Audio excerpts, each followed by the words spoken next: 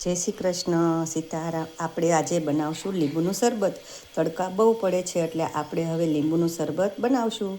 જો માધવી એમ કહેતી હતી કે મમ્મી આપણે રોજ બનાવીએ છીએ, એ આજે તમે એની રેસીપી બનાવો ને, તો મને એમ થયું કે લાવો બનાવું. જો આમાં ધાણા, તજ, એલચી, ફુદીનો, કોથમરી, કેરી, સાકર અને જીરું અને વરિયાળી, આ બધું નાખીને આપણે હવે એને પીસી નાખશું. જો આપણું હવે પીસાઈ ગયું છે, એમાં થોડું પાણી નાખ્યું છે મેં, અને હવે આપણે આ ગળણીમાં ગળી નાખશું. પછી જો આપણે બીજી વખત પીસવું હોય તો પીસી શકો છો.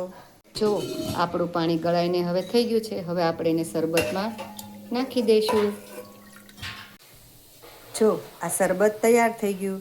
ફુદીનો, કોથમરીથી આપણે ગાર્નિશ કરશું. આમાં જો મરી પણ નખાય, તકમરિયા પણ નખાય. જો તકમરિયા ખલાસ થઈ ગયા હતા એટલે નહોતા નાખ્યા. જો આ શરબતની રેસીપી સારી લાગે અને તમે કેવી રીતના બનાવો છો કોમેન્ટ કરજો. જો આ રેસીપી સારી લાગે તો લાઈક કરો, શેર કરો, સબસ્ક્રાઈબ કરો. જય શ્રી કૃષ્ણ, સીતારામ.